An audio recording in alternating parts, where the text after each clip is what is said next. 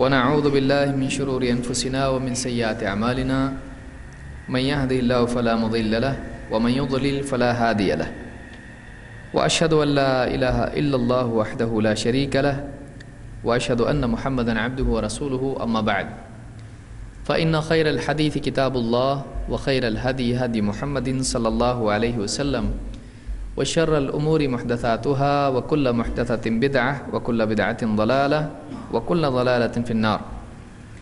قال الله تبارك وتعالى فاعلم أنه لا إله إلا الله. میرے دینی بھائیوں، یہ ایک سلسلہ جو آج سے جاری ہوا ہے، جو انشاءاللہ ہر 2 مہینوں پر یہ پروگرام، یہ اجتماع، یہ تربیتی کورس ہوگا. اس کا مقصد کیا ہے؟ اس کا مقصد یہ ہے کہ دین کی بنیادی چیزیں، چاہے وہ عقیدے سے متعلق ہوں، عبادات سے متعلق ہوں، اخلاقیات سے متعلق ہوں، آداب سے متعلق ہوں، یا اسی طرح سے دین کے دوسرے شعبے ہیں، ان کی جو بنیادی باتیں ہیں یہ دلیل کے ساتھ ہم سیکھیں.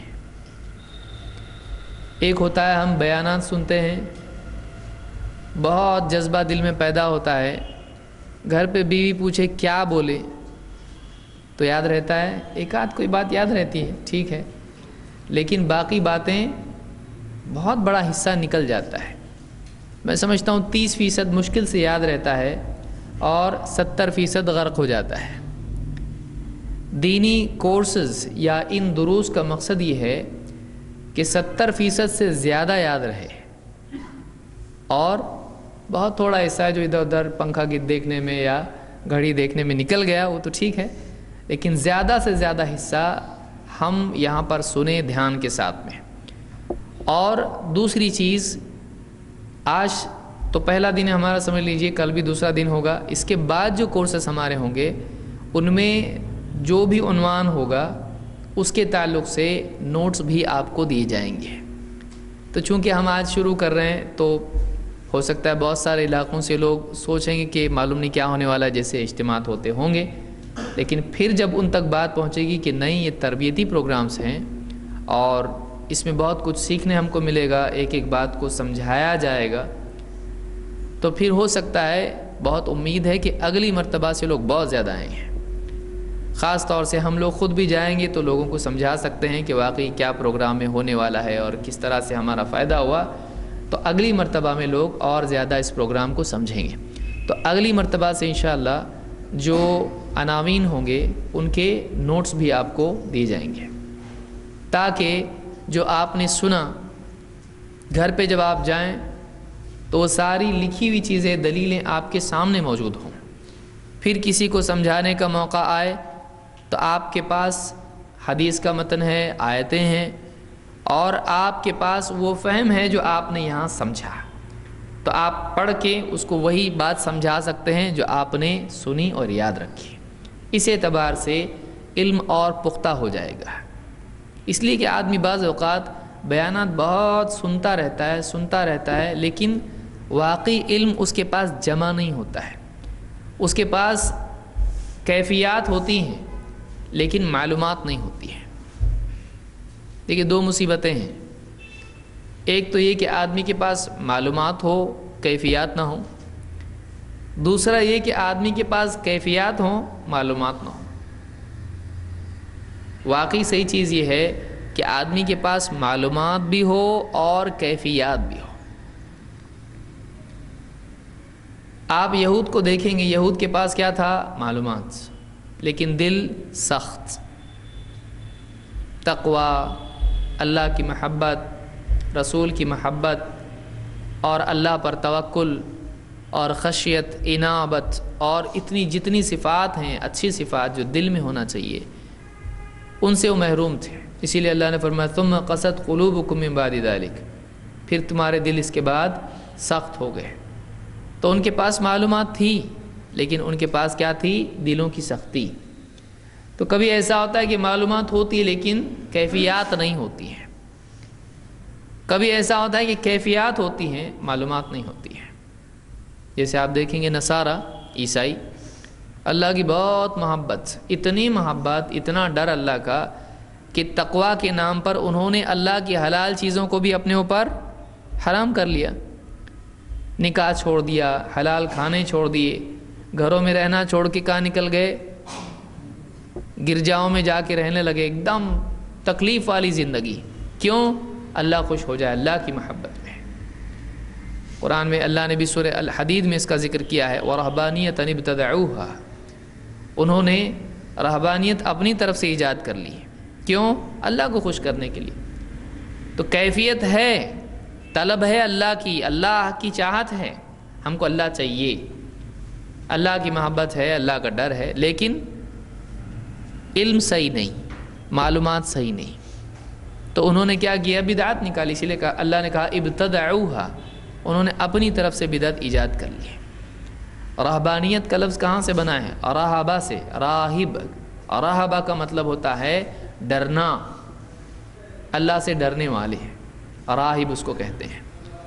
لیکن اللہ سے ایسا ڈرنا کچھ فائدہ نہیں دیتا ہے جو آدمی کو بدعات میں مبتلا کرتے ہیں. تو کیفیات ہے لیکن معلومات نہیں. تو یہ دونوں پرابلم ہیں، معلومات ہیں لیکن دل سخت ہے، کیفیات نہیں. دل بہت نرم ہے لیکن معلومات غلط ہے، تو پھر بدعات پیدا ہو جاتی ہیں. تو دل کی سختی علم کے ساتھ اگر ہے تو بے عملی پیدا ہوتی ہے، اور دل بہت نرم ہے لیکن معلومات نہیں ہے تو بدعات پیدا ہوتی ہے. سمجھ میں آ رہا ہے؟ یہ چیز سمجھ لیں آپ کہ معلومات ہے لیکن دل سخت ہے، تو اس سے کیا پیدا ہوگا؟ بے عملی. اذان سن رہا، نماز نہیں پڑھ رہا، بہت سارے اعمال جانتا ہے، حلال حرام جانتا ہے، لیکن پابندی نہیں ہے. کیوں؟ دل سخت ہے. معلوم ہے اس کو لیکن دل سخت ہے، تو آدمی عمل پہ نہیں آتا ہے. دوسرا، یہ دل بہت نرم ہے، بہت ڈرتا اللہ سے، لیکن معلومات اس کے پاس صحیح نہیں ہے. تو اب ڈر کی وجہ سے جب عمل کرے گا غلط معلومات کی بنیاد پر، تو کیا وجود میں آئیں گی؟ بدعتیں. تو بے عملی اور بدعت دونوں ایک دوسرے کے اپوزٹ ہیں، ایک دم ایکسٹریم ہیں، ان کے درمیان میں صراط مستقیم ہے کہ آدمی کے پاس عمل بھی ہو اور سنت بھی اس میں ہو. تو یہ دونوں چیزیں، عمل کا جذبہ اور عمل کا علم، دونوں چیزیں جب صحیح ہو جاتی ہیں تو آدمی صراط مستقیم پر ہوتا ہے. کہ علم اور جذبات دونوں جمع ہو جائیں تو آدمی صحیح ہوتا ہے. اسی لیے اللہ نے کیا فرمایا؟ انما یخشی اللہ من عبادہ العلماء. دو چیزیں اللہ نے جمع کی یہاں پہ. اللہ سے اس کے بندوں میں واقعی وہی لوگ ڈرتے ہیں جو علم والے ہیں. جب صحیح علم زندگی میں آتا ہے تو واقعی پھر تقویٰ اور اللہ کا ڈر بھی زندگی میں آتا ہے. لہٰذا علم کے ساتھ خشیت کو، اللہ کے تقوی کو، ڈر کو جمع کرنا، یہ ہمارا مقصود ہونا چاہیے کہ ہمارے دل میں ڈر بھی اللہ کا ہو اور ہمارے پاس صحیح علم بھی ہو. تو ان مجالس کا مقصد یہ ہے کہ سب سے پہلے ہمارا علم صحیح ہو جائے، پھر اس کے ساتھ ساتھ ہمارے جذبات بھی صحیح ہو جائیں. تو ہمارا جو دن کا شروع سے لے کے عصر تک کا جو حصہ ہے یا مغرب تک کا جو حصہ ہے، اس میں ایسے دروس ہوں گے جن میں علم کی اصلاح ہوگی. دلائل ہم لوگ یاد کریں گے، سمجھیں گے باتوں کو، حدیث سمجھیں گے، آیت سمجھیں گے، اس کا کیا مطلب ہے. پھر اس کے بعد مغرب سے لے کے عشاء تک، رات تک جو درس ہوں گے یا جو خطابات ہوں گے، اس میں کیا ہوگا؟ ہیمرنگ، ہتھوڑا. اس کے اندر آپ کے جذبات بنانے کی کوشش کی جائے گی. اس میں ایسے عناوین ہوں گے جس میں ہمارا اسلام سے محبت، اللہ سے محبت، رسول سے محبت، اللہ کا ڈر، اس طرح کی چیزیں جتنی ہیں وہ مغرب کے بعد کے عناوین میں انشاءاللہ ہوں گی. تو یہ کل ملا کے جو ہے پورے دن کی ترتیب اس طرح سے رہے گی. اور درمیان میں آپ کو وقتاً فوقتاً چائے بھی ملے گی. اور دوپہر میں شاید کہا گیا، اس لیے گھبرائے نہیں، دوپہر میں پکا کھانا ہے، شاید نہیں، پکا ہے انشاءاللہ. انشاءاللہ کا مطلب ہے. ہمارے بہت سارے لوگ تو انشاءاللہ بولے پکا نہیں دکھتا ہے، تو پکا ہے یہ انشاءاللہ کھانا ہے۔ تو بہرحال یہ جو دروس ہمارے ہیں، پہلی بات اس میں یہ کہ آئندہ کے لیے بھی اس کو آپ یاد رکھیں، ہمارے یہ دروس وقت پر شروع ہوں گے۔ آج بھی ویسے وقت پر شروع نہیں ہوا قاعدے سے، لیکن اس کے بعد جو دروس ہمارے ہوں گے، کیونکہ نیا نیا ہے تو ابھی ایسا ہوگا انشاءاللہ، لیکن آئندہ سے جو ہمارے 9:45 کا مطلب 9:45 اتنے بجے شروع ہوگا۔ کل بھی انشاءاللہ اس کی کوشش کی جائے گی۔ تو وقت کی، یعنی بہت سارے لوگ کہتے ہیں 9:45 بولے کیا، ہاں ٹھیک ہے، 11-12 تو بجیں گی ویسے بھی، تو یہ شادی نہیں ہے۔ شادیوں میں ایسا ہوتا ہے کیونکہ دولہے کو آنے میں بہت دیر لگتی ہے۔ یہاں پر دروس میں ہم لوگ کوشش اس بات کی کریں گے کہ یہ واقعی جو وقت آپ کو دیا گیا ہے بالکل اس وقت پہ شروع ہو۔ لہٰذا آئندہ اگلی مرتبہ جب آپ آئیں گے، اور الحمدللہ اللہ آپ لوگوں کے آنے کو قبول فرمائیں، اتنی دور دور سے آپ لوگ اتنا جلدی آئے ہیں تو بہت ہی یعنی بڑی بات ہے، اور یہ اس بات کی علامت ہے کہ ہمارے دلوں میں واقعی اللہ کے دین کی عظمت ہے۔ اللہ تعالیٰ اس میں مزید برکت عطا فرمائے اور آپ لوگوں کے آنے کو قبول فرمائے، اور ہم کو بھی اس کی توفیق عطا فرمائے کہ ہم لوگ بھی یہ اس کا اہتمام کریں۔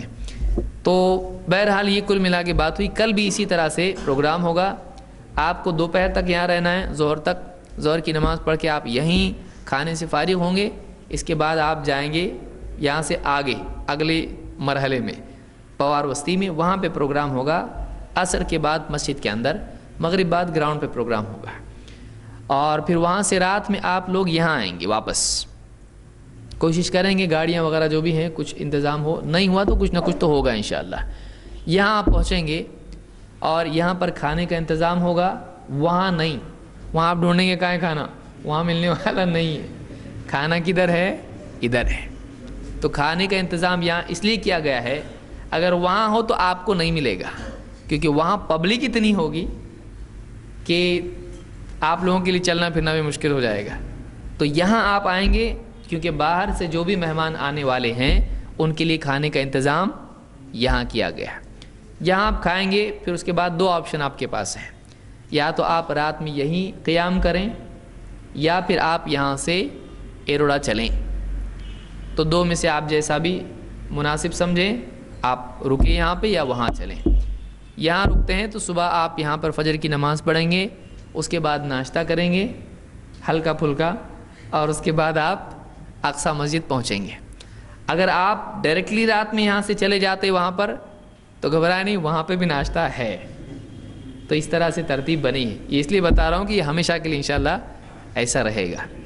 تو اور آپ لوگوں کو سب کو پہلے سے معلوم ہے اس کورس میں کوئی فیس نہیں ہوگی۔ کوئی آدمی ڈرے گا اتنا کھانا پینا بول رہے، کچھ ٹکٹ تو نہیں ہے یہاں پہ؟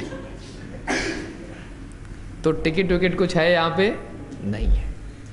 آپ لوگ آئے، آپ کی خدمت کرنا ہماری سعادت کی چیز ہے، اور ہم لوگ بھی یہ ذہن بنائیں کہ اپنے علاقوں میں بھی جب ہم ایسا کریں کوئی بھی پروگرام تو ایسا ہی کریں، سب مل کے جو بھی ہیں دینی خدمت کے لیے اپنے اپنے اسباب اور وسائل جمع کرنا، اور دین کے لیے جو آنے والے مہمان ہیں ان کی خدمت کرنا، یہ اللہ کے نبی صلی اللہ علیہ وسلم کے مدینے میں ہوتا تھا۔ کوئی گیٹ پہ ٹھہرتا تھا مسجد نبی کے، ٹکٹ لاؤ، ٹکٹ تمہارا نہیں۔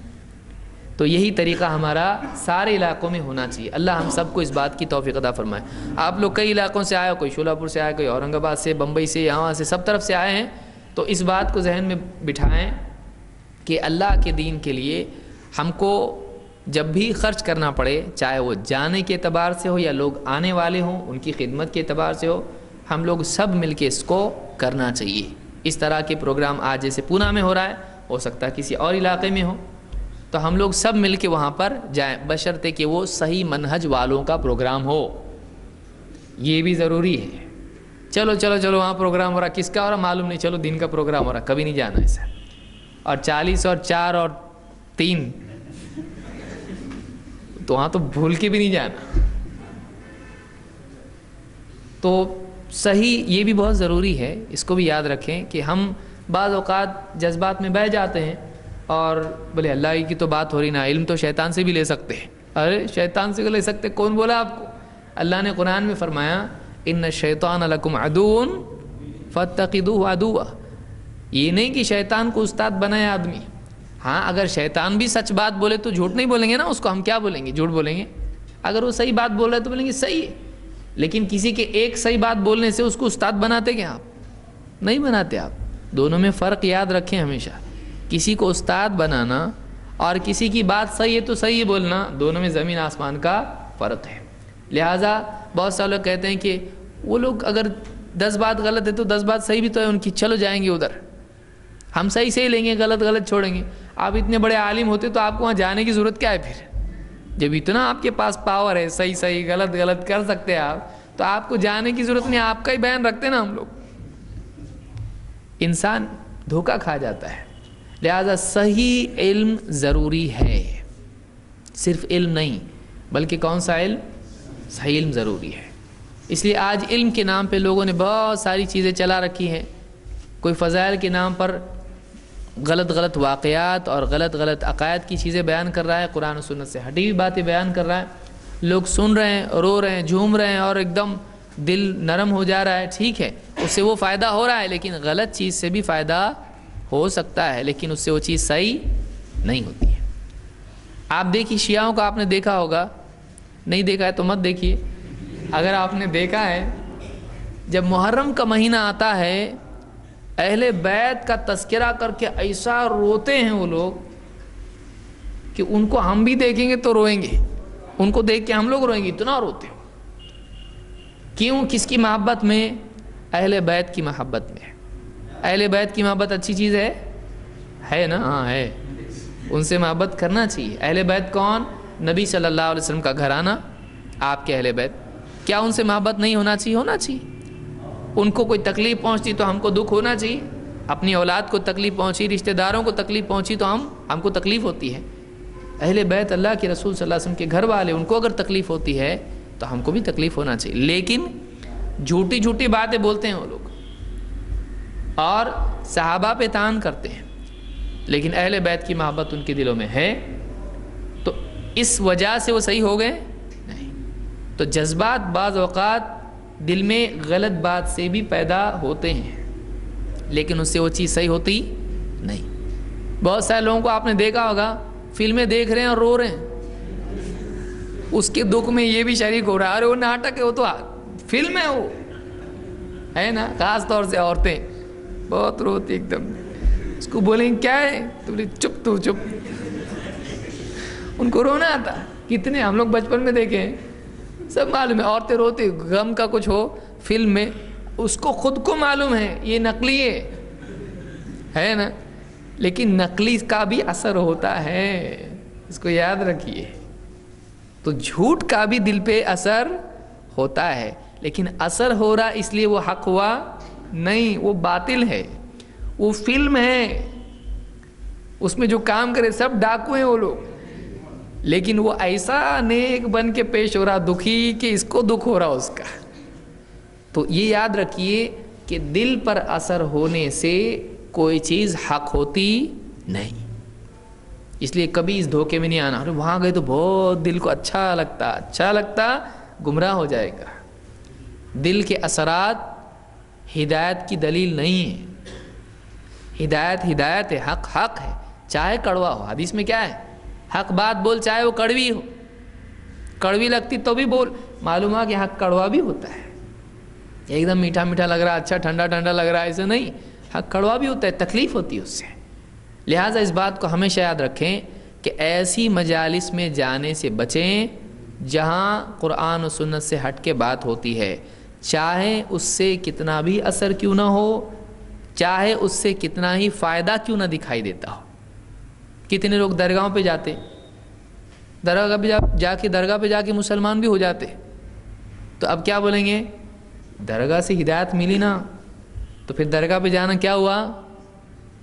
آپ لوگ بول رہے صحیح؟ بعض لوگ کیا بولتے ہیں, جو چیز سے ہدایت ہم کو ملی وہ غلط کیسا ہو سکتی؟ ٹھیک ہے, درگاہ پہ کوئی آدمی جا کے مسلمان ہوا تو کیا درگاہ صحیح ہوئی؟ نہیں. تو کسی چیز کے ذریعے سے اگر انسان کو ہدایت ملتی ہے, ضروری نہیں وہ چیز صحیح بھی ہو. مثال کے طور پر ایک آدمی چوری کرا, پولیس نے بہت ماری, اس کو جیل میں لے کے گئی, جیل میں رہا وہاں پہ, اب جیل میں رہ کے بہت سوچا میں نے بہت غلط کیا, میں بہت غلط تھا, یہ ٹھیک ٹھیک ٹھیک. اب اس کے بعد باہر نکل کے سدھر گیا تو کیا کرنا چاہیے؟ چوری کرنا چاہیے. چوری کرنے سے فائدہ ہوا نا اس کا. چوری نہیں کرتا تو پولیس پکڑتی نہیں, جیل میں نہیں جاتا, سدھرتا نہیں. تو کیا کرنا چاہیے سدھرنے کے لیے؟ چوری کر کے پکڑے جا کے جیل میں جانا چاہیے. صحیح ہے. بعض اوقات ایک غلط چیز بھی انسان کی ہدایت کا ذریعہ بنتی ہے. تو کسی چیز سے ہدایت ملنے سے وہ چیز صحیح نہیں ہو جاتی ہے. کسی کے گھر میں اولاد کی وفات ہو جاتی, صدمہ ہوتا, اس صدمے سے آدمی شراب چھوڑ دیتا, سدھر جاتا ہے. کبھی ایسا ہوتا کہ کوئی جھگڑا ہو جاتا, اس کے ہاتھ سے کسی کا قتل ہو جاتا, اس کو بہت افسوس ہوتا ہے, بہت نقصان ہوتا ہے, اس کے بعد وہ سدھرتا ہے. ہوتا نا ایسا. کبھی جوئے میں سب پیسہ کھو دیتا, ایک دم جب کنگال ہو جاتا تب اس کو عقل آتی, تب سدھرتا ہو, تب اللہ میرے پیسہ دے, کچھ تو دے, ہدایت دے, سدھار میرے کو. اللہ سے دعا کرتا, اللہ ہدایت دیتا. تو اس بات کو ہمیشہ یاد رکھیں کہ کسی چیز سے اگر فائدہ ہوتا ہو, ہدایت ملتی ہو, ضروری نہیں کہ وہ چیز صحیح ہو. سمجھ میں آ رہا بات؟ یہ بات یاد رکھیں کہ بہت سارے لوگ کہتے ہیں اس چیز سے ہم کو ہدایت ملی, ہم 40 دن گئے تو ہم لوگ سدھر گئے, اس کا مطلب وہ صحیح ہے. ضروری نہیں, ضروری نہیں. حق سے اگر دیر بھی لگتی ہے سدھرنے میں تب بھی اسی راستے پر چلنا چاہیے. بہت سارے لوگ کیا کرتے ہیں, آ کے ہم کو بولتے ہیں تم لوگ اتنا قرآن پڑھے, ہمارا جن نہیں نکلا. درگاہ پہ گیا, بابا نے ایک لات مارے, سیدھا ہو گیا. اب کیا بولیں گے وہ صحیح ہے؟ نہیں, وہ جن چاہتا ہی تھا, وہ تو جاتے ہی نکل گیا. کیوں؟ اب میں جب نکل جاؤں گا یہ دیکھے گا کہ یہاں آتے ہی نکل گیا کا مطلب یہ صحیح ہے, تو اب یہ جڑ گیا درگاہ سے, اب میرا کام ہو گیا, میرے کو چھٹی مل گئی. ابھی اب مجھ کو اس کو بھڑکانے کی ضرورت نہیں, خود ہی بھڑک گیا, ابھی یہ خود ہی بگڑ گیا. اب بگاڑنے کی ضرورت نہیں, اب آگے کا کام بابا کریں گے. سمجھ میں آ رہی بات؟ یعنی بعض اوقات ایسا ہوتا ہے. اب لوگ کہتے ہیں کہ یار یہ قرآن پڑھنے والے لوگ ہیں, ان سے تو صحیح نہیں ہوا جلدی, لیکن وہ جو ہے فلانا قرآن نہیں, وہ پران پڑھتا ہے, اس کی وجہ سے صحیح ہو گیا. تو اب بتائیے وہ صحیح ہے؟ نہیں. تو اس قاعدے کو یاد رکھیں کہ فائدہ ہو جانے سے کوئی چیز صحیح نہیں ہوتی. یہ سمجھ میں آ رہی؟ بنیادی باتیں اس کو یاد رکھیے. جذبات پیدا ہونے سے کوئی بات حق ہوتی نہیں. اسی طرح سے فائدہ ہونے سے کوئی چیز حق ہوتی نہیں. جو چیز حق ہے وہ حق ہے, چاہے اس کا اثر آج جلدی ہو یا نہیں ہو, لیکن جو حق ہے اللہ کی طرف سے, رسول کی طرف سے جو دین آیا ہے وہی حق ہے, چاہے اس کا آج ہمارے دلوں پر اثر ہو یا نہ ہو. دھیرے دھیرے دھیرے دھیرے ہماری زندگی میں وہ چیز آئے گی اور اثر اس کا ہوگا, اس میں کوئی شک نہیں ہے. جھٹکے والی دوا استعمال کرنے کا نہیں, سیدھا ہاں پھٹکا بیٹھے گا سیدھا ایک دم. بہت سارے لوگ رہتے ہیں نا حکیم, ایک دم بڑی کچھ تو بھی دے دیتے ہیں تو اس سے نقصان ہوتا ہے. بہت سارے ڈاکٹرز کیا کرتے ہیں, اسٹیرائڈز دیتے ہیں, وہ انسان کے لیے بہت مضر ہوتا ہے. اور بہت سارے ڈاکٹرز ہوتے ہیں جو سلو دوا دیتے ہیں, واقعی اس کے فائدے کی ہوتی ہے, جلدی اچھا نہیں ہوتا لیکن ہمیشہ کے لیے صحت ملتی ہے. کچھ لوگ ایک انجیکشن میں صحیح کر دیتے لیکن اس کا کیا ہوتا ہے, بعد میں ریاکشن ہوتا ہے. تو آدمی جلدی والا معاملہ نہیں دیکھے کہ فائدہ ہو رہا ہے, یہ دیکھے کہ واقعی صحیح کیا ہے. قاعدہ دیکھے, فائدہ نہیں. کیا دیکھے؟ قاعدہ, فائدہ نہیں. یاد رہیں گی بات؟ یہ پہلی بات سمجھ میں آئی. انشاءاللہ ہم آگے بڑھتے ہیں. ٹھیک ہے, ہمارا جو عنوان آج کا ہے وہ صحیح عقیدے کی اہمیت کیا ہے اور لا الہ الا اللہ کے تقاضے کیا ہیں. یعنی ایک آدمی جب لا الہ الا اللہ کہتا ہے تو اس کے بعد اس کو کن چیزوں کا اہتمام کرنا چاہیے. بہت سارے لوگ بولتے ہیں میں لا الہ الا اللہ بولتا نا, پہلے تو وہ صحیح بولتا بھی نہیں, لا الہ الا اللہ. لا الہ الا اللہ اس کا مطلب کیا ہے اور اس کا تقاضا کیا ہے, یہ کیا چاہتا ہے, عقیدے کے اعتبار سے اس کلمے میں کیا بات بیان ہوئی ہے, یہ ہم کو سمجھنا ہے. اللہ تعالیٰ قرآن کریم میں سورہ محمد میں آیت نمبر 19 میں فرماتا ہے فَاعْلَمْ أَنَّهُ لَا إِلَهَ إِلَّا اللَّهُ. اے نبی آپ اس بات کو اچھی طرح جان لو. کیا جان لو؟ انہ لا الہ الا اللہ، کہ اللہ کے سوا کوئی حقیقی معبود نہیں ہے. کس کو جاننے کے لیے کہا جا رہا ہے؟ اللہ کلمہ نبی کو سمجھا رہا. اللہ کے رسول صلی اللہ علیہ وسلم کی دعوت کیا تھی؟ لا الہ الا اللہ کی. اور اللہ کس کو سمجھا رہا ہے؟ اچھے سے جانو کہ کیا ہے؟ اللہ کے سوا کوئی عبادت کے لائق نہیں. معلوم ہوا کہ جب نبی کو اللہ نے اس بات کا حکم دیا کہ آپ اچھی طرح سے اس کا علم حاصل کرو، تو من باب اولا دوسروں کے لیے زیادہ ضروری ہے کہ وہ اس کلمے کو سمجھیں اور اس کلمے کے بارے میں معلوم کریں کہ واقعی کلمہ کیا ہے. اس اعتبار سے اس کلمے کی فضیلت معلوم ہونا چاہیے، اس کی اہمیت معلوم ہونا چاہیے، اس کے معنی معلوم ہونا چاہیے، اس کے تقاضے معلوم ہونا چاہیے. کلمے کی فضیلت کیا ہے؟ اس کا فائدہ کیا ہے؟ اس کی اہمیت کیا ہے؟ اس کے بغیر کام چلتا کہ نہیں چلتا؟ اس کا امپورٹنس کیا ہے؟ پھر اس کا میننگ کیا ہے؟ مطلب کیا ہے اس کلمے کا؟ اور یہ کلمہ ہم سے چاہتا کیا ہے؟ خالی بول دیے لا الہ الا اللہ اور اس کے بعد جیسے کہ ویسے ایسا، یا اس کے بعد کچھ تبدیلی، کچھ اہتمام، کچھ ذمہ داری ہم پر آتی ہے؟ تو کلمہ کا اقرار کرنے کے بعد کیا ذمہ داری ہم پر آتی ہے؟ یہ ساری چیزیں سمجھنا ضروری ہے. آئیے ایک ایک کر کے ہم دیکھتے ہیں. لا الہ الا اللہ کے معنی کیا ہے؟ کون بتائے گا؟ لا کا مطلب کیا؟ لا نہیں. اچھا نہیں. لا الہ کے معنی کیا ہے؟ معبود یا سچا معبود؟ ہاں،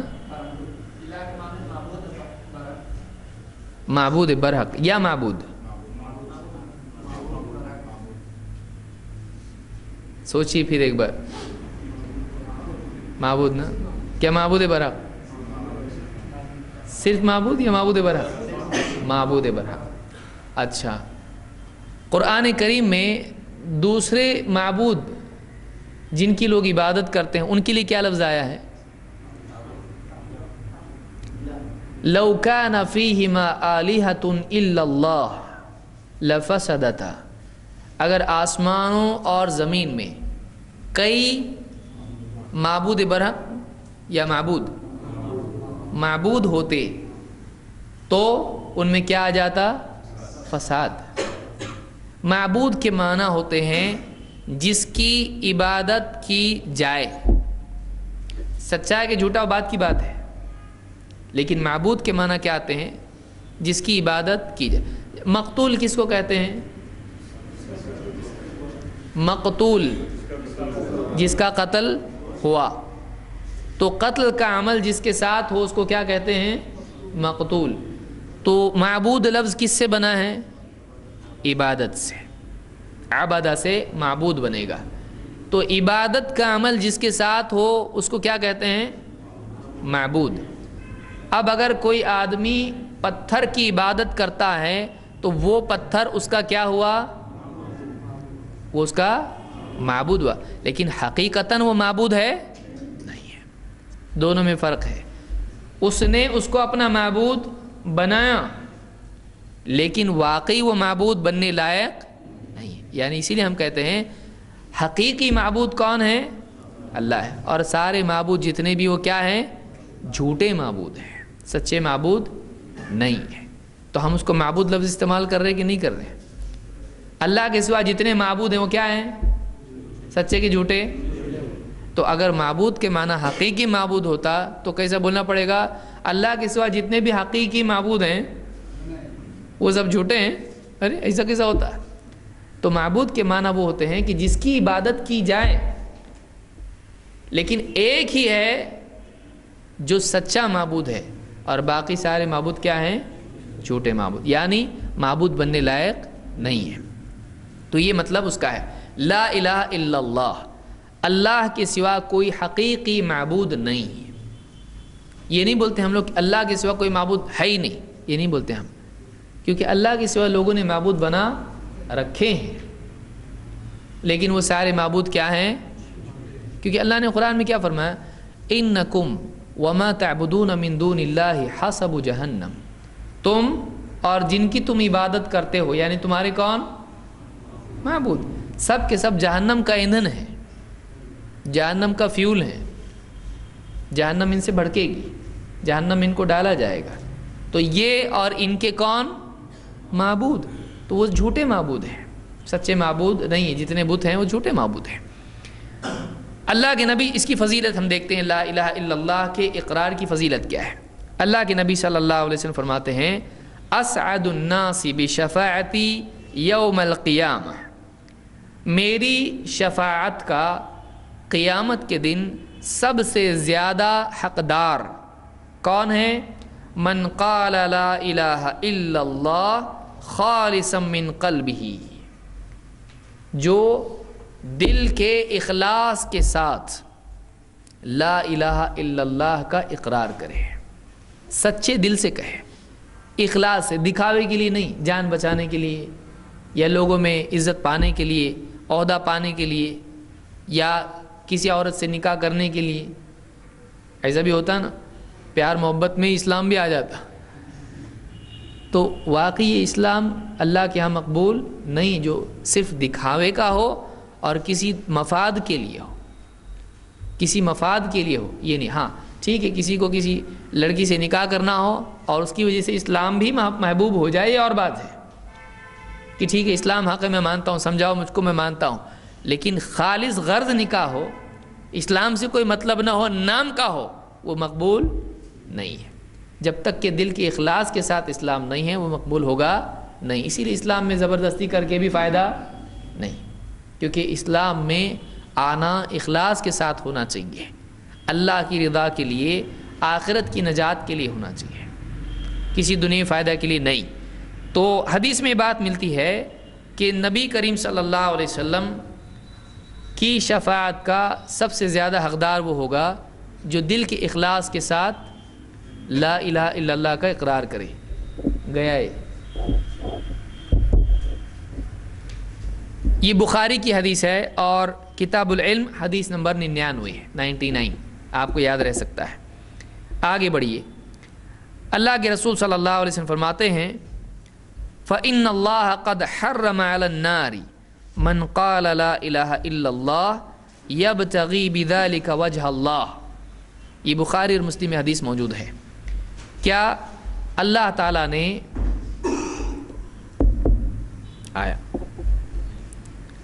اللہ تعالیٰ نے ہر اس شخص کو جہنم کی آگ پر حرام کر دیا ہے جو لا الہ الا اللہ کہے اور اس کے اس کہنے سے، اس کے اس اقرار کا مقصد کیا ہو؟ یبتغی بذالک وجہ اللہ، اس کے ذریعے سے وہ اللہ کا چہرہ چاہتا ہو، یعنی اللہ کا دیدار چاہتا ہو۔ جنت میں کیا ہوگا؟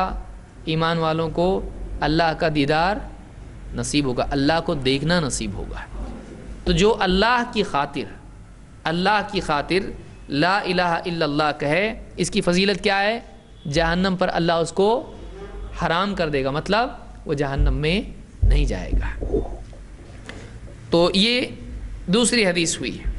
اسی طرح سے بزار کی روایت ہے، اللہ کے نبی صلی اللہ علیہ وسلم فرماتے ہیں من قال لا الہ الا اللہ مخلصا دخل الجنہ، جو اخلاص کے ساتھ لا الہ الا اللہ کہے وہ جنت میں داخل ہوگا۔ تین چیزیں ہم نے دیکھی، تین فضیلتیں ہیں، کیا کیا ہیں کون بتائے گا؟ اس میں شرط بھی ہے اور اس میں فضل بھی ہے، شرط بھی ہے اور فضیلت بھی ہے۔ تین حدیثیں ہم نے دیکھی، تینوں میں کیا بات بیان ہوئی؟ نمبر 1 اخلاص، تو اخلاص شرط۔ پہلی فضیلت کیا ملی؟ پہلی بات کیا سامنے آئی؟ نہیں تھے نا آپ لوگ یہاں پہ؟ ہاں، نمبر 1 جو بھی فون پر بات کرے وہ گیٹ کے ایک دم باہر جا کے بات کرے، یہ بہت بڑا ڈسٹربنس ہوتا ہے، آدمی کو لگتا ہے میری آواز نہیں جا رہی ہے، سب معلوم کیا بات کر رہا ہے، بکرا لائے کہ نہیں، وہ چیز کی ہے کہ نہیں، سب سننے آتا ہے. لہٰذا جو بھی فون پہ بات کرے وہ کیا کرے، ایک دم باہر جا کے بات کرے، کیونکہ سیڑھیوں پہ بھی نہیں وہ آواز آتی ہے، یہاں پہ سب معلوم پڑتا ہے کہ بیوی ڈانٹ رہی کہ نہیں ڈانٹ رہی، سب سمجھ میں آئے. تو پہلی چیز جہنم پر وہ حرام ہو جائے گا اگر اخلاص کے ساتھ کلمہ اگر پڑھتا ہے تو. 2 اللہ کے نبی صلی اللہ علیہ وسلم کی شفاعت. نمبر 3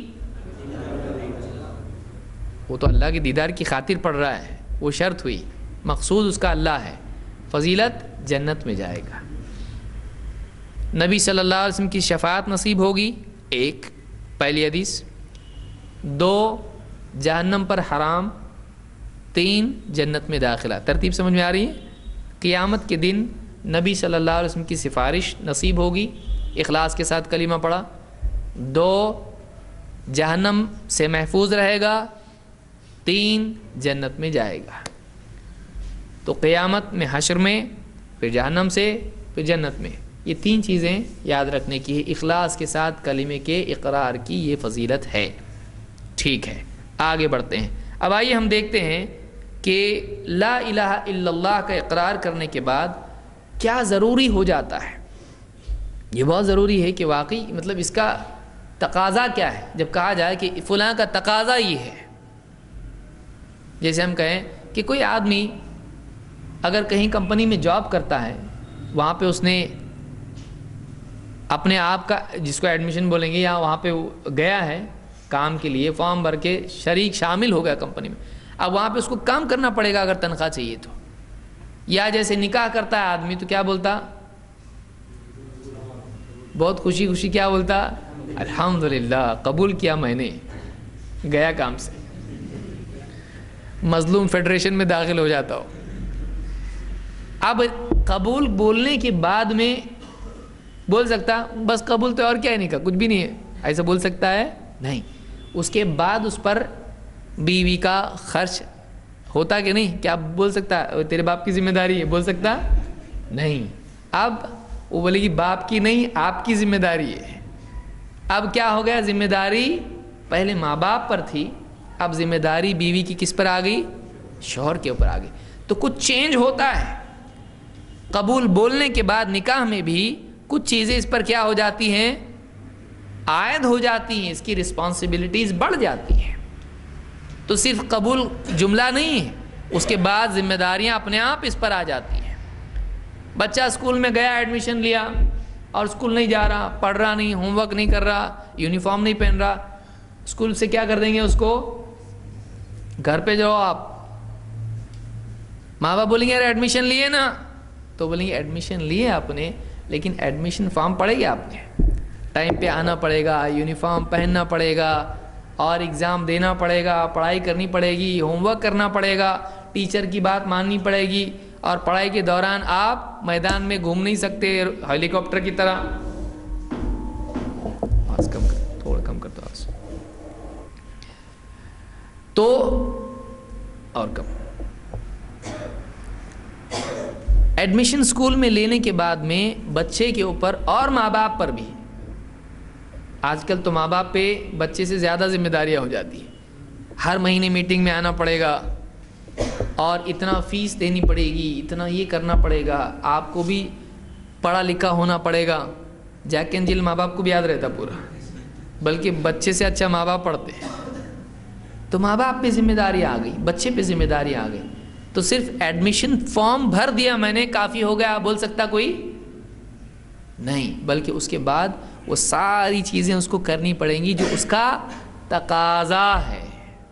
سمجھ میں آیا؟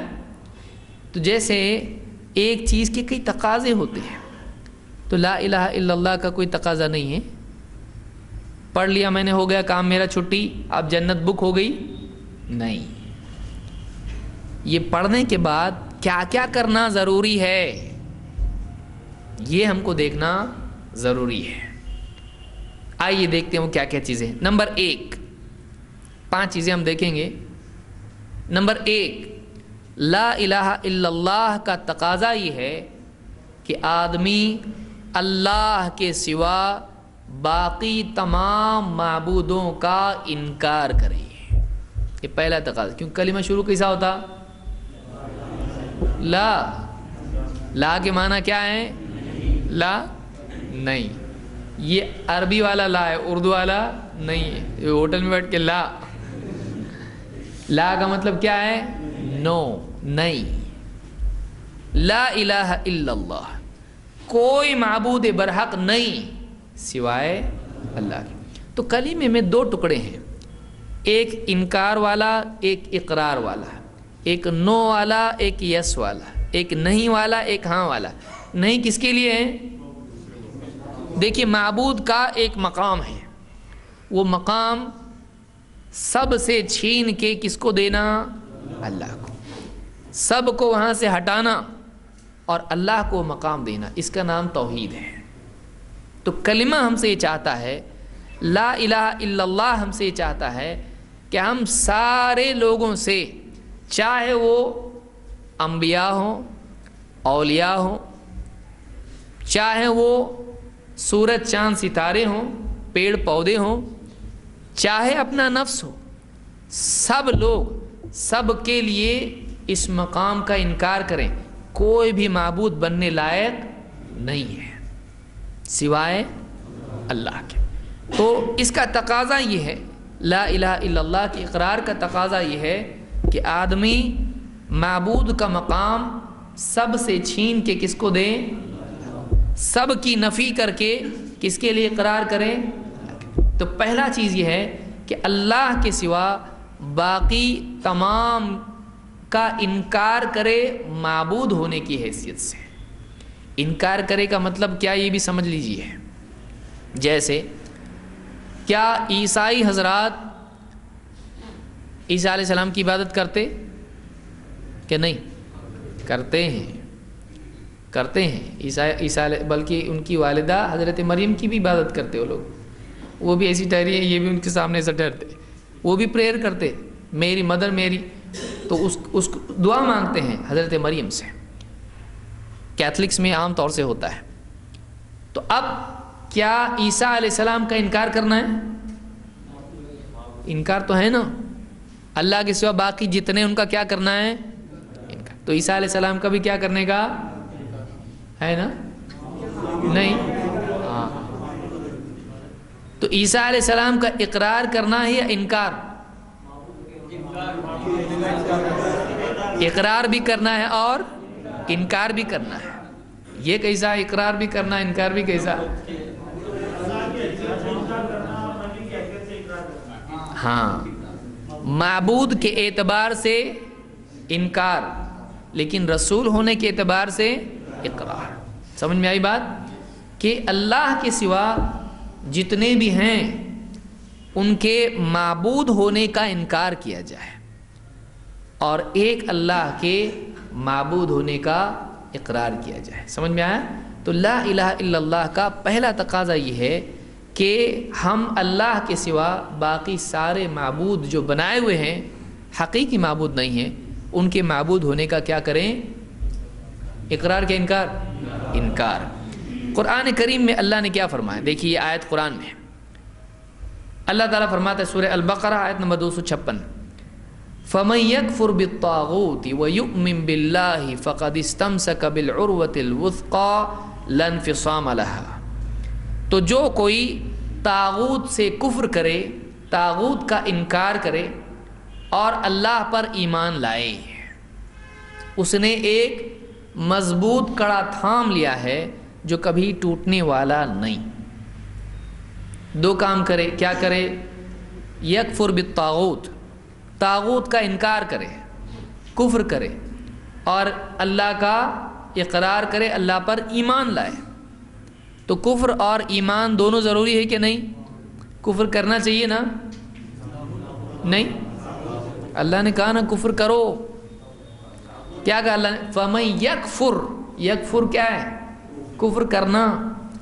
فَمَن یکفر بالطاغوت وَيُؤْمِن بِاللَّهِ، جو کفر کرے کس کا؟ طاغوت کا. کفر کے معنی انکار. تو طاغوت کا انکار، طاغوت کیا ہے؟ طاغوت کیا ہے؟ شیطان، اللہ کے علاوہ جن کی بھی عبادت کی جاتی ہے اور وہ اس سے راضی ہوں، وہ کیا ہیں؟ طاغوت ہیں۔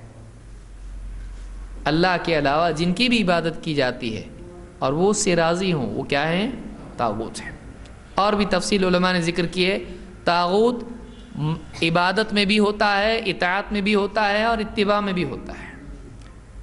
تو اس اعتبار سے تفصیل الگ سے اس کو دیکھی جا سکتی ہے، لیکن یہاں ہم کو عبادت کا مفہوم دیکھنا ہے۔ تو اللہ کے سوا جس کی عبادت کی جاتی ہے طاغوت ہے۔ فَمَن يَكْفُرْ بِالطَّاغُوتِ، طاغوت کا انکار کرے اور اللہ پر ایمان لائے۔ تو پہلے کیا بتایا؟ انکار، اور پھر کیا بتایا؟ اقرار۔ یہی لا الہ الا اللہ میں ہے۔ اب سوال ایک میں پوچھتا ہوں، لا الہ جب آدمی بولتا ہے تو سب کا انکار ہوتا کہ نہیں ہوتا؟ ہے نا کہ نہیں؟ دیکھیے ہاں، اچھا ابھی اس کو ذرا سوچیں گے ہم لوگ واپس سے۔ لا الہ بولتا تو جتنے بھی معبود ہیں سب کا انکار ہوتا، صحیح ہے؟ ہاں، اس کو یاد رکھیے۔ ہاں، جب آدمی لا الہ بول رہا ہوتا ہے تو اس وقت میں کیا سارے معبودوں کا انکار کرتا ہے؟ نہیں، اللہ کا اقرار اس وقت بھی دل میں ہوتا ہے۔ جیسے اگلی مرتبہ جب آپ پڑھیں گے لا الہ الا اللہ تو لا الہ پہ کس کا انکار کریں گے؟ سب کا، اور پھر اللہ کا اقرار، یعنی پہلی بار اللہ کا بھی انکار، پھر یس اللہ کے لیے نہیں۔ جب لا الہ آدمی بولتا ہے تو اس میں انکار پھر کس کا ہے؟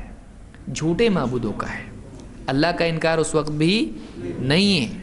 اور پھر الا اللہ جب کہتا ہے تو اللہ کو جو دل میں مان رہا ہے اس کا اقرار کرتا ہے۔ تو لا الہ بولتے وقت بھی اللہ کو آدمی کیا کرتا ہے؟ مان رہا ہوتا ہے کہ نہیں؟ مان رہا ہوتا ہے۔ تو لا الہ میں کس کا انکار ہے؟ پھر اللہ کے علاوہ جتنے معبود ہیں سب کا انکار ہے۔ تو اللہ نے کہا کہ پھر جو کفر کرے طاغوت سے اور اللہ پر ایمان لائے اس نے ایک مضبوط کڑا تھام لیا جو ٹوٹنے والا نہیں۔ جیسے کوئی آدمی کنویں میں ہے اور اس کو ریسکیو والے بچانے کے لیے رسی چھوڑیں، وہ رسی ٹوٹنے والی ہے؟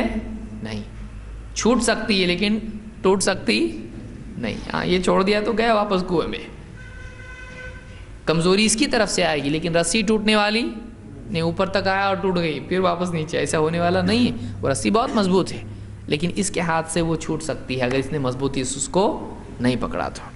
ٹھیک ہے، اور آگے آئیے۔ اسی تقاضے کے اعتبار سے اللہ کے نبی صلی اللہ علیہ وسلم بھی فرماتے ہیں اب دیکھیے اس میں کیا ہے، من قال لا الہ الا اللہ، کہ جس نے لا الہ الا اللہ کا اقرار کیا، وَكَفَرَ بِمَا يُعْبَدُ مِن دُونِ اللَّهِ، اور اللہ کے سوا جن کی عبادت کی جاتی ہے ان کا کفر کیا، ان کا انکار کیا، حرم مالہ ودمہ، اس کا مال بھی حرام، اس کا خون بھی حرام، اور وحسابہ علی اللہ، اور اس کا حساب اللہ پر ہے۔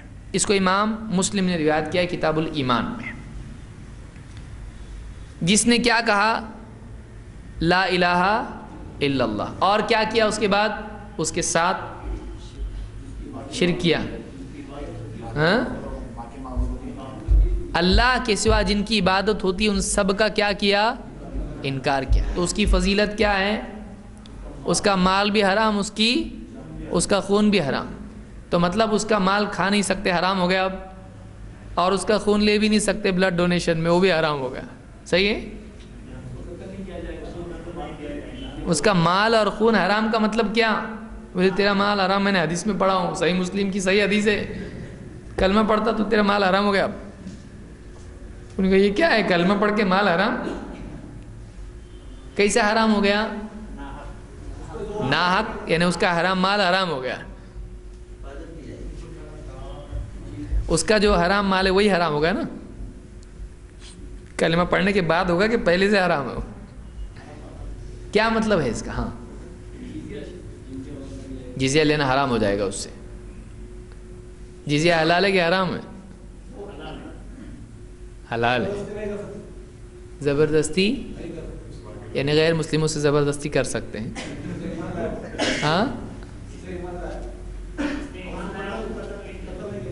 قتل نہیں کیا جائے گا. تو اس کا خون کیا ہو گیا؟ خون حرام کا مطلب کیا ہے؟ اس کا خون بہانا جنگ میں. ایک آدمی جنگ کے میدان میں ہے, دو کام ہوتے وہاں پہ. ایک دشمن کو کیا کیا جاتا ہے؟ قتل. اور جو اس کا مال ہوتا ہے وہ سمجھ میں آیا؟ جان اور مال.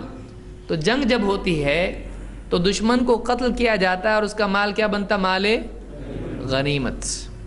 تو اب اگر جنگ کے میدان میں بھی کوئی آدمی لا الہ الا اللہ اس اعتبار سے پڑھتا ہے کہ اللہ کے سوا باقی معبودوں کو کیا کر رہا ہے؟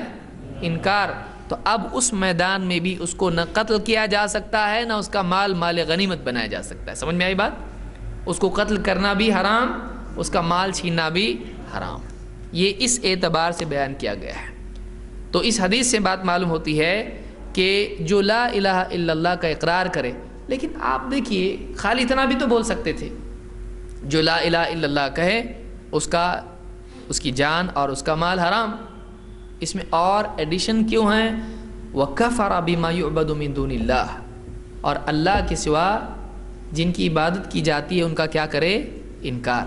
معلوم ہوا کہ صرف یہ زبانی اقرار کافی نہیں ہے, بلکہ اللہ کے سوا جن کی عبادت ہوتی ہے ان کا انکار بھی ضروری ہے. لہٰذا آپ آج دیکھیں بہت سارے مسلمان لا الہ الا اللہ بولتے ہیں, لیکن پھر کیا کرتے ہیں؟ درگاہوں پہ سجدے کرتے ہیں, نظر و نیاز کرتے ہیں, سب کچھ کرتے ہیں. وہ عبادتی امور جو اللہ کے ساتھ خاص ہیں وہ غیر اللہ کے لیے بھی کرتے ہیں. تو کیا یہ کلمہ پڑھنا نفع دیتا ہے؟ پھر نہیں. تو صرف زبانی اقرار اگر مقصود ہوتا تو پھر آگے یہ اور بتانے کی ضرورت نہیں ہوتی کہ وَكَفَرَ بِمَا يُعْبَدُ مِن دُونِ اللَّهِ, اللہ کے سوا دوسروں کی جن کی عبادت ہوتی ہے ان کا انکار کریں. یہ بھی ضروری ہے. اللہ کے سوا جن کی عبادت ہوتی ہے ان کے معبود ہونے کا انکار ضروری ہے. یہ بات پہلی بات معلوم ہوئی. آئیے آگے بڑھتے ہیں. نمبر 2, اللہ کی عبادت جب کرے تو اللہ کی عبادت میں شریک نہ کرے. پہلا کام کیا تھا؟ اللہ کے جتنے معبود ہیں سب کا کیا کرے؟ انکار. نمبر 2, اللہ کی جب عبادت کرے تو اس عبادت میں کسی کو شریک نہ کرے اللہ کے ساتھ. اللہ بھی خوش اور بت بھی خوش, ایسا نہیں ہو, بلکہ عبادت کس کے لیے کرے؟ خالص اللہ کے لیے. جیسے حضرت لقمان کا قول قرآن میں اللہ نے ذکر کیا, وَإِذْ قَالَ لُقْمَانُ لِابْنِهِ وَهُوَ يَعِظُهُ يَا بُنَيَّ لَا تُشْرِكْ بِاللَّهِ إِنَّ الشِّرْكَ لَظُلْمٌ عَظِيمٌ. سورہ لقمان آیت نمبر 13. اللہ نے فرمایا, اور جب لقمان اپنے بیٹے کو نصیحت کر رہے تھے انہوں نے کہا. حضرت لقمان کون تھے؟ نبی تھے کہ رسول؟ ایک انسان تھے, وہ ایک غلام تھے, لیکن اللہ نے ان کو بہت حکمت دی تھی. معلوم ہوا کہ دیکھیے غلام کو بھی حکمت مل سکتی ہے اسلام میں, یعنی آزاد بڑے خاندان کا ضروری نہیں. ایک انسان جو کسی چھوٹے خاندان کا ہو, غریب گھر کا ہو, غلام ہو, اس کو بھی علم و حکمت مل سکتی ہے بشرطے کہ اس کے پاس ایمان و تقوی ہو.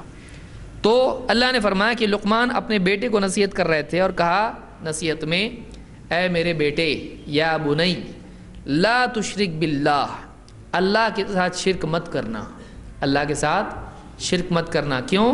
ان الشرک لظلم عظیم, شرک ظلم عظیم ہے, بہت سنگین ظلم ہے, بھیانک ظلم ہے, چھوٹا موٹا ظلم نہیں ہے, بہت بڑا ظلم ہے. تو اس سے معلوم یہ ہوا کہ شرک کا تعلق کس سے ہوتا ہے؟ رسول سے, قرآن سے, کس سے؟ لا تشرک باللہ. اور کفر کا تعلق, کفر اور شرک میں فرق ہے کہ دونوں ایک ہی ہیں؟ فرق ہے. کیا فرق ہے؟ دونوں ایک ہی ہے نا.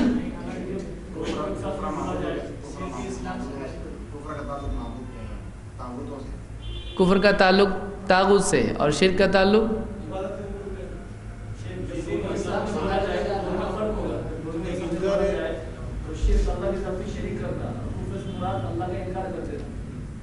لیکن جب دونوں کو الگ الگ بولا جائے گا تو شرک سے مراد کفر بھی ہے اور شرک بھی ہے، اور شرک سے کفر سے مراد شرک بھی اور کفر بھی ہے. صحیح. بہت سارے لوگ تو سنے بھی نہیں ہوں گے. ہاں ہم اس کے لیے نہیں آئے. بہت ڈینجر، بہت ڈیپ جا رہے ہیں آپ لوگ. تو دونوں ایک ہے کہ الگ ہیں؟ نتیجے کے اعتبار سے دونوں اسلام کو خارج کر دیتے ہیں، اور معنی کے اعتبار سے تھوڑا فرق ہے. تھوڑا سا. کتنا؟ کیا فرق ہے؟ چلیے ایک بات تو معلوم پڑی کہ فرق ہے. کیا فرق ہے؟ اگر اللہ کی عبادت کے ساتھ کسی اور کی عبادت کی جائے اس کو شرک کہیں گا. اللہ کی بات کا انکار اگر کریں تو اس میں کفر ہے. کیا ہر شرک کفر ہوتا ہے؟ نہیں نا. کیا رائے ہے آپ لوگوں کی؟ صحیح ہے. ہم کو ٹائم دو. ہاں ناشتہ نہیں دیا ہم کو. کیا ہر شرک کفر ہوتا ہے؟ ہاں کہ نہیں؟ کچھ لوگ بولے ٹھہرو اینڈ میں ہم بولیں گے جب سنیں گے جواب کیا آتا. ایک آیت پڑھتا ہوں اس پر سے آپ مجھ کو جواب دو. وہ صورت آپ کو معلوم ہے، آپ کے پاس دلیل ہے. کتنی عجیب بات ہے، آپ کے پاس دلیل ہے لیکن آپ کو سمجھ میں نہیں آ رہا ہے. اس وقت سب کے پاس دلیل ہے. وہ قل یا ایھا الکافرون لا اعبد ما تعبدون. اے کفر کرنے والو، جن کی تم عبادت کرتے ہو ان کی میں نہیں کرتا. تو اللہ کے سوا دوسروں کی عبادت کرنے والے کون ہوئے؟ کافر. لیکن اللہ کے سوا دوسروں کی عبادت کرنا کیا ہے؟ شرک ہے. تو شرک اپنے نتیجے کے اعتبار سے کیا ہوتا ہے؟ کفر ہوتا ہے. کیونکہ شرک توحید کا انکار ہے. کفر کے معنی کیا ہے؟ انکار. لیکن کیا ہر کفر شرک ہوتا ہے؟ نہیں نا. ہاں بھی اور نہیں بھی. تھوڑا ہاں اور تھوڑا نہیں. کیا اب یہ تو معلوم پڑا کہ ہر شرک کیا ہوتا ہے؟ کفر. اس لیے کہ اللہ نے مشرکین کو کیا کہا؟ جیسے اللہ نے کہا لقد کفر الذین قالوا ان اللہ ثالث ثلاثہ. عیسائیوں کے بارے میں کیا کہا؟ ان لوگوں نے کفر کیا جنہوں نے کہا اللہ تین میں کا تیسرا ہے. تو یہ کیا ہے؟ شرک نہیں ہے. لیکن اللہ نے کیا کہا؟ اس کو کفر کیا انہوں نے. تو شرک کیا ہوتا ہے؟ کفر ہوتا ہے. لیکن کیا ہر کفر شرک ہوتا ہے؟ شرک کی طرف لے جانے والا ہوتا ہے. اچھا یہ گاڑی میں یعنی شرک کی بیٹھا ہوا ہے وہ، ٹھیک ہے. نہیں. کیا ہر کفر شرک ہوتا ہے؟ کچھ لوگ بول رہے ہیں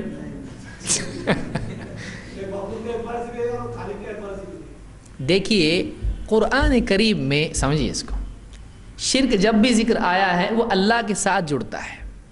لا تشرک باللہ، اللہ کے ساتھ شرک مت کر. قرآن کے ساتھ شرک ہوتا کہ نہیں؟ نہیں ہوتا. کہیں آیا قرآن میں قرآن کے ساتھ شرک مت کرو؟ نہیں. شرک کا جب بھی ذکر آئے گا کس کے ساتھ آئے گا؟ وَاعْبُدُوا اللَّهَ وَلَا تُشْرِكُوا بِهِ شَيْئًا. اللہ کی عبادت کرو اور اس کے ساتھ کسی کو شریک، کس کے ساتھ؟ اللہ کے ساتھ. اللہ کے ساتھ شریک مت کرو.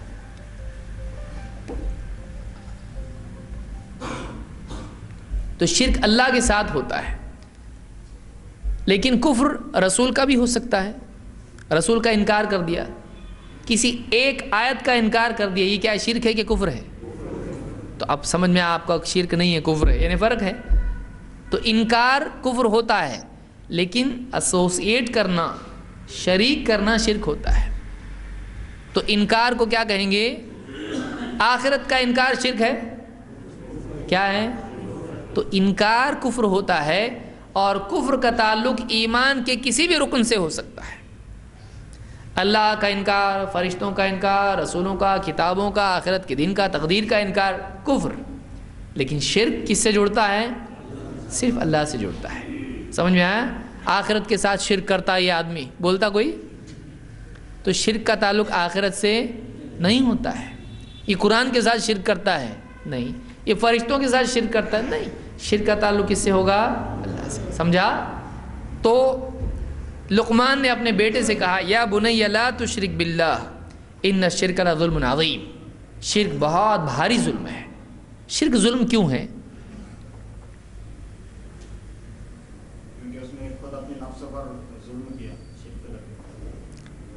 یعنی شرک ظلم اس لیے ہے کہ آدمی نے اپنے اوپر ظلم کیا. صحیح نہیں؟ چلو ایک انکار آ گیا.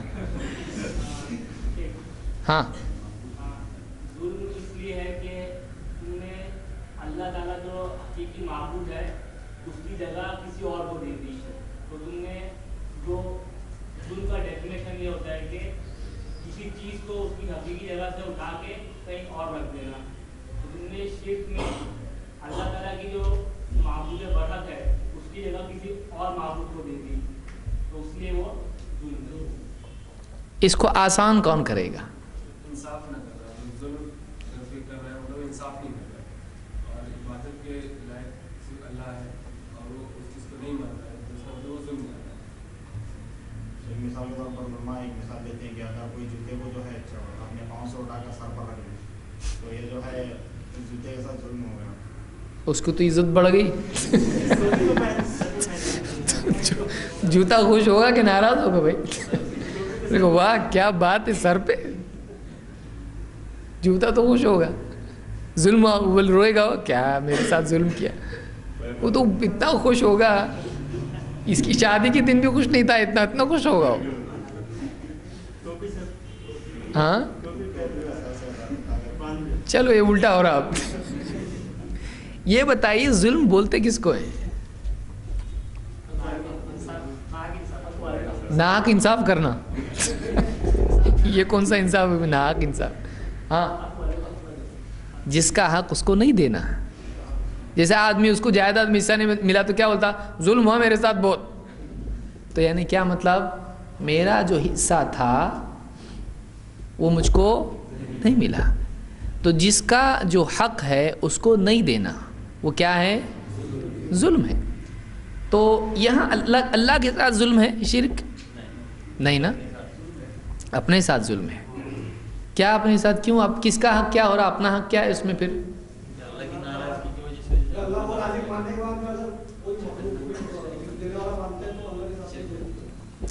ایک حدیث میں سناتا ہوں, اس سے تھوڑا آپ میرے کو واپس سے سمجھاؤ.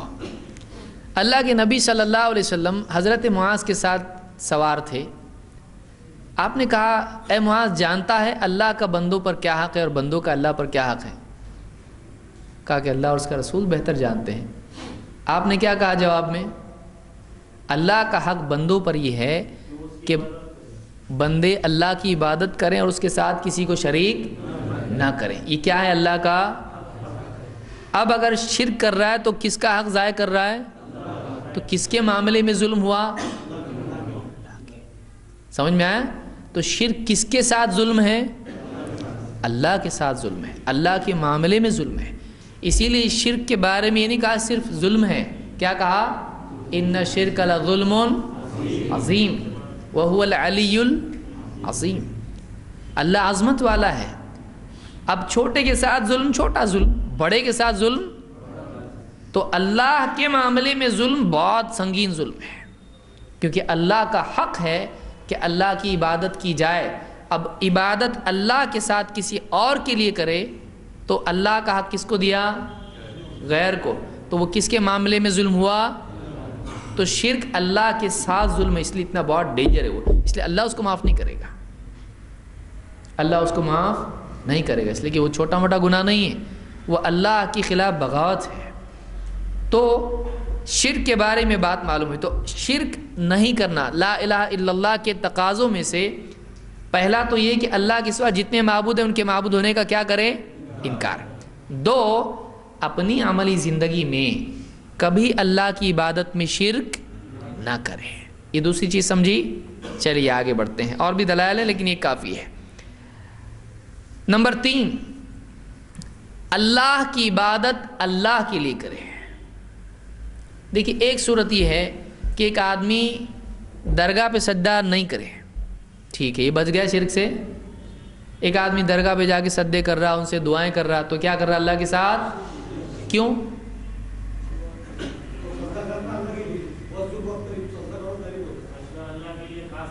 سجدہ اللہ کے لیے خاص ہے، یعنی سجدہ کیا ہے؟ عبادت ہے، تو اللہ کے سوا کسی اور کی عبادت نہیں کر سکتے، اگر کرتے ہیں تو کیا ہو گیا؟ شرک۔ تو اب ایک آدمی سجدہ ہی اللہ کے سوا کسی اور کو کر رہا ہے، تو ڈائریکٹلی عبادت کسی اور کی کر رہا ہے۔ لیکن ایک آدمی ہے جو مسجد میں سجدہ کر رہا ہے اور نماز پڑھ رہا ہو، لیکن کیوں پڑھ رہا ہے؟ ہاں، لوگ بولے کیا نماز پڑھتا ہو، ایک دم ساری دنیا بھول جاتا ہو، امام صاحب آئے وہ بھی بھول جاتا، ادھر فرض نماز چل رہی، اس کی اپنی نفل چل رہی۔ تو وہ ایک ریاکاری کے جذبے سے یا صدقہ دے رہا ہے یا کچھ اور کر رہا ہے، حج کر رہا ہے، طواف کر رہا ہے، لیکن نیت کیا ہے؟ رو رہا ہے کعبہ کا طواف کرتے وقت میں، کیوں؟ لوگ دیکھ کے اس کو حیران ہو جائے، کیا اللہ کا بندہ ہے، ولی تو نہیں، سفارش تو کروائیں گے اس کی۔ تو ایک آدمی ریا کے جذبے سے شہرت کے لیے اللہ کی عبادت کرے، وہ سجدہ کسی اور کو نہیں کر رہا ہے، وہ طواف کسی درگاہ کا نہیں کر رہا ہے، لیکن اس کا مقصود دل میں کیا ہے؟ شہرت، کہ وہ مقام اللہ کے ہاں بنانے کی بجائے مخلوق کے دل میں بنانے کی کوشش کرے، وہ اجر، ثنا، عزت اللہ سے حاصل کرنے کی بجائے کس سے چاہے؟ بندوں سے۔ اس کو کیا کہتے ہیں؟ ریا۔ ریا کے معنی کیا ہے؟ ریا رآ سے، رآ کے معنی دیکھنا، دکھاوے کے لیے عمل کرنا ہے، لوگوں کو دکھانا تاکہ لوگ کیا کریں؟ واہ واہی کریں، یعنی اس کی تعریف کریں، اس کو ہو کیا بڑا ہے، بہت بھاری ہے، ان کے پاس مقام بنا ہے، ان کی تعریف کے لیے عمل کریں۔ یہ جائز ہے؟ لوگوں کو عمل دکھانا جائز ہے؟ چھپ کے نماز پڑھنے کا نہ فرض نہیں، دل میں پڑھنے کا۔ کون ہے وہ؟ یہاں بھی ہے، ہاں اپنے پاس بھی دل والے۔ کہاں پڑھنے کا نماز؟ دل میں، مسجد میں، تو دیکھتے لوگ، پھر لوگوں کو دکھانے کے لیے عمل نہیں کرنا چاہیے۔ اب استاد اگر آپ گھر پہ بچے کو نماز پڑھائیں گے، سکھائیں گے، تو آپ دکھائیں گے اس کو کہ نہیں؟ پھر لوگوں کو دکھانا منع ہے نا، سکھانا الگ ہے اور دکھانا الگ ہے، تو بغیر دکھائے سکھائیں گے آپ؟ انما الاعمال بالنیات، دلیل بھی آ رہی، لیکن کیا لوگوں کو عمل دکھانا غلط ہے؟ عمل دکھانا غلط نہیں ہے، لیکن اللہ کے لیے عمل دکھا، یا لوگوں کو خوشنودی کے لیے یا لوگوں کو دکھاوے کے لیے نیت اگر یہ ہے، نیت نہیں ہونی چاہیے۔ تعلیم کے لیے دکھانا غلط نہیں، ترغیب کے لیے دکھانا غلط نہیں ہے، لیکن دکھاوا اس لیے ہو کہ لوگوں کی تعریف حاصل کرے، شہرت ملے، مال ملے، عہدہ ملے، مقام ملے، تو یہ چیز پانے کے لیے دکھانا اچھا نہیں۔ لیکن استاد اگر شاگرد کو نماز پڑھ کے دکھا رہا ہے، وَصَلُّوا كَمَا رَأَيْتُمُونِي أُصَلِّي، تو یہ غلط نہیں ہے دکھانا، کیونکہ وہ دکھا رہا کس لیے؟ تاکہ یہ سیکھیں، سکھانے کے لیے دکھانا اچھا ہے، برا نہیں، لیکن تعریف کے لیے دکھانا یا کسی اور دنیوی غرض کے لیے دکھانا اچھا نہیں ہے۔ تو اللہ تعالیٰ فرماتا ہے فَاعْبُدِ اللَّهَ مُخْلِصًا لَهُ الدِّينَ أَلَا لِلَّهِ الدِّينُ الْخَالِصُ، اللہ کی عبادت کر، اپنی عبادت کو اسی کے لیے خالص کرتے ہوئے، اللہ کی عبادت کر، یہ ہوا پہلا کام، کسی اور کی نہیں، کس کی؟ لیکن وہ کیسے؟ اخلاص کے ساتھ، اسی کے لیے اپنی عبادت خالص کرتے ہوئے۔ معلوم ہوا کہ اللہ کی عبادت کرنا، اللہ کے لیے اللہ کی عبادت کرنا، یہ توحید ہے۔ اللہ کی عبادت کس کے لیے کرنا؟ تو لا الہ الا اللہ کا تقاضا یہ بھی ہے کہ ایک انسان اللہ کی عبادت کرے تو اللہ کے لیے کرے۔ اگر ریا کرتا ہے تو یہ توحید میں کیا ہے؟ کمی ہے، اور یہ بھی ایک شرک کی ایک شکل ہے۔ اسی لیے حدیث میں اس کو کیا کہا گیا ہے؟ شرک اصغر، چھوٹا شرک، اور شرک خفی، سیکرٹ شرک، چھپا ہوا شرک، تو وہ بھی شرک ہی ہے۔ تو ریا سے بھی آدمی بچے۔ اسی لیے حدیث میں اللہ کے نبی صلی اللہ علیہ وسلم فرماتے ہیں کہ اللہ تعالیٰ فرماتا ہے قال اللہ تبارک و تعالی انا اغنى الشرکاء یعنی شرک، میں سارے شریکوں میں سب سے مستغنی شریک ہوں، مجھ کو نہیں چاہیے، مستغنی ہوں، میں پارٹنروں سے غنی ہوں۔ من عمل عملا اشرک فیہ معی غیری ترکتہ وشرکہ، جو کوئی ایسا عمل کرے جس میں میرے ساتھ کسی کو شریک کرے تو میں اس کو بھی چھوڑ دیتا ہوں، اس کے شریک کو بھی چھوڑ دیتا ہوں۔ ترکتہ، اس کو چھوڑ دیتا ہوں اور اس کی شرکت کو چھوڑ دیتا ہوں، وہ عمل مجھ کو نہیں چاہیے۔ اللہ تعالیٰ اس عمل کو قبول کرتا ہے نہیں، تو ایسا عمل کرنا چاہیے جس میں ریا نہ ہو، اخلاص ہو۔ یہ بھی لا الہ الا اللہ کا تقاضا ہے۔ آدمی اللہ کو معبود مانے لیکن اللہ کی بجائے کسی اور کے لیے عمل کرے تو کون سی توحید ہے؟ یہ توحید میں خلل ہے۔ تو تیسری بات یہ معلوم ہوئی کہ آدمی عمل کرے تو خالص کس کے لیے کرے؟ اللہ کے لیے۔ نمبر 4، اللہ تعالیٰ کی عبادت کے ساتھ اللہ کی طاعت میں بھی کسی کو شریک نہ کرے۔ اللہ کی عبادت کرے اور اللہ ہی کی شریعت پہ عمل کرے، کسی اور کی شریعت پہ نہیں، ورنہ یہ بھی شرک ہو جاتا ہے۔ کوئی آدمی اللہ کی بجائے کسی اور کے بنائے ہوئے قوانین کو اپنی زندگی میں دین کا مقام دے، یہ کیا ہے؟ شرک ہے، یہ شرک میں آتا ہے۔ کیسے؟ اللہ تعالیٰ نے فرمایا اتخذوا احبارہم ورہبانہم اربابا من دون اللہ، یہود و نصارہ نے اللہ کے سوا اپنے عالموں کو اور اپنے اللہ والوں کو کیا بنا دیا؟ رب بنا دیا، رب بنا دیا۔ اللہ تعالیٰ اللہ کے نبی صلی اللہ علیہ وسلم کی حدیث، لمبی حدیث ہے، عدی بن حاتم رضی اللہ تعالیٰ کہتے ہیں اتیت رسول اللہ صلی اللہ علیہ وسلم وفی عنقی صلیب، میں اللہ کے نبی صلی اللہ علیہ وسلم کے پاس آیا اور میرے گلے میں صلیب تھی، کرسچن لوگ پہنتے نا کراس، صلیب تھی۔ فقال یا عدی القی هذا الوثن من عنقک، اے عدی اپنے گلے سے یہ عنق سے کیا کر، یہ صلیب، یہ وثن معبود بت نکال کے پھینک۔ کہتے ہیں کہ وانتہیت الیہ وہو یقرأ سورۃ براءہ، میں آپ کے قریب گیا تو میں نے سنا کہ آپ سورہ براءہ، سورہ توبہ کی آیتیں پڑھ رہے تھے۔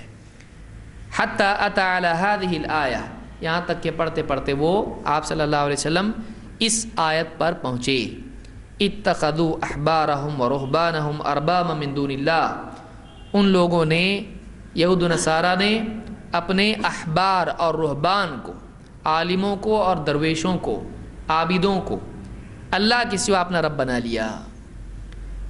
قال فقلت یا رسول اللہ انا لم نتخذهم اربابا، انہوں نے کہا کہ اللہ کے رسول ہم نے ان کو اپنا رب نہیں بنایا تھا، ہم ان کو رب تھوڑی مانتے تھے۔ قال بلا، آپ نے کہا نہیں بلکہ ایسا کرتے تھے۔ کیسے؟ آپ نے فرمایا الیس یحلون لکم ما حرم علیکم فتحلونہ، کیا ایسا نہیں تھا کہ وہ تمہارے لیے اللہ کی حرام چیزوں کو حلال کرتے تو تم بھی حلال مان لیتے؟ وَيُحَرِّمُونَ عَلَيْكُمْ مَا أُحِلَّ لَكُمْ فَتُحَرِّمُونَهُ، اور اللہ کی حلال چیزوں کو وہ تمہارے اوپر حرام کرتے تم بھی اس کو حرام مانتے، کیا ایسا نہیں تھا؟ فَقُلْتُ بَلَا، میں نے کہا ہاں ایسا تو تھا۔ قَالَ فَتِلْكَ عِبَادَتُهُمْ، یہی تو ان کی عبادت ہے۔ تو اگر کوئی آدمی کسی عالم کو اپنی زندگی میں یہ مقام دے، عالم صاحب آپ حلال بولے تو حلال، آپ حرام بولے تو حرام، آپ حلال بولو تو ہم حلال مانیں گے، آپ حرام بولو تو ہم حرام مانیں گے، اگر اس کو یہ مقام دے دے کہ وہ حلال کو حرام اور حرام کو حلال کرتا ہے تو یہ اللہ کے ساتھ کیا ہوا؟ شرک ہوا، کیونکہ شریعت اللہ کی ہے، کسی کو اختیار نہیں کہ اس میں دخل اندازی کرے۔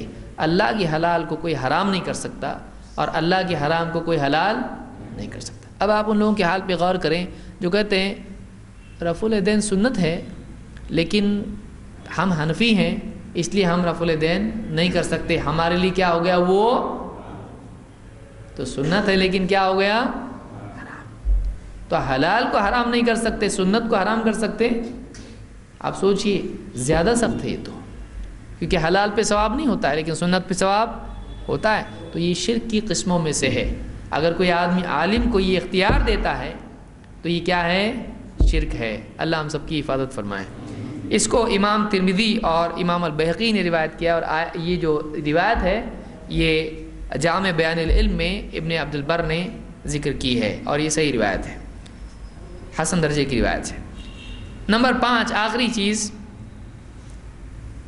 آدمی لا الہ الا اللہ کا تقاضا یہ ہے کہ آدمی موت تک اس پر جمع رہے. یہ نہیں کہ جوانی میں بولتا تھا کلمہ بس اب چھوڑ دیا چلے گا، نہیں، بلکہ موت تک آدمی اس بات کا اہتمام کرے جو لا الہ الا اللہ کا تقاضا ہے. اسی لیے حدیث میں اللہ کے نبی صلی اللہ علیہ وسلم نے فرمایا من مات لا یشرک باللہ شیئا دخل الجنہ. جو آدمی اس حال میں مرے کہ وہ اللہ کے ساتھ شرک نہیں کرتا تھا وہ جنت میں جائے گا. یہ نہیں کہ کبھی وہ توحید پر تھا لیکن بعد میں شرک کرنے لگ گیا تو پچھلی توحید فائدہ دے گی نہیں. کب تک توحید ہونا چاہیے؟ شرک سے کب تک بچنا چاہیے؟ موت تک. اسی لیے اللہ نے فرمایا وَاعْبُدْ رَبَّكَ حَتَّى يَأْتِيَكَ الْيَقِينُ. اپنے رب کی عبادت کرتا رہ یہاں تک کہ تجھ کو یقین آ جائے. مطلب یقین سے مراد کیا ہے؟ یقینی چیز جس کو اللہ کو نہیں ماننے والے بھی مانتے ہیں، وہ کیا ہے؟ موت ہے. یہ نہیں یقین آ گیا ہم کو، اب تک عبادت کرنے کا حکم تھا، اب یقین آنے کے بعد شریعت، طریقت، حقیقت، مصیبت، اب ہمارے اوپر کوئی عبادت نہیں کیونکہ ہم کو یقین آ گیا، اب ہم عبادت چھوڑ دیے. بابا کو یقین آ گیا ہے، یہاں وہ یقین مراد نہیں ہے. یہاں یقین سے مراد یقینی چیز یعنی موت ہے. یعنی موت تک اللہ کی عبادت کرنا ضروری ہے. یہ لا الہ الا اللہ کا تقاضا ہے. یہ نہیں کہ کبھی کبھار عبادت کر لیا، جوانی میں عبادت کرتا تھا، بچپن میں بہت تہجد پڑھتا تھا میں، بعد میں نہیں پڑھ رہا چلے گا، نہیں. لا الہ الا اللہ کا تقاضا یہ ہے کہ موت تک اللہ کی عبادت کرتا رہے اور شرک سے بچتا رہے. تو کتنی چیزیں دیکھی ہم نے، کون بتائے گا؟ 5. پہلی 5 یاد ہے، باقی یاد نہیں. ہاں نمبر 1 طاغوت کا، آپ شارٹ میں بول سکتے، طاغوت کا انکار. 2 شرک سے پرہیز. 3 اخلاص. 4 شریعت میں شرک نہیں، یعنی احکام میں عبادت کے ساتھ طاعت کس کی؟ اللہ کی. عبادت میں فرما برداری بھی آتا ہے، یہ نہیں کہ خالی نماز پڑھ رہے اور فرما برداری دوسرے کی کر رہے، نہیں، بابا کا غلام نہیں، بلکہ عبادت کے ساتھ طاعت بھی کس کی ہونا چاہیے؟ اللہ کی. پھر رسول کی سنت، رسول کی بھی ہے لیکن رسول کس کی پہنچاتے ہیں؟ تو اصل طاعت کس کی ہے؟ لیکن رسول کی کیوں مانتے ہیں؟ کہ اللہ نے بولا مانو، اور وہ اللہ کی پہنچاتے ہیں، اپنی بولتے ہیں نہیں. وما ينطق عن الهوى ان هو الا وحی یوحی. اور نمبر 5 موت تک اس پر جمنا، یہ نہیں کہ کبھی کبھار کر لیا، موت تک اللہ کی عبادت کرنا، شرک سے بچنا. یہ کیا ہے؟ لا الہ الا اللہ کے تقاضے. اللہ ہم سب کو اس کا اہتمام کرنے کی توفیق عطا فرمائے.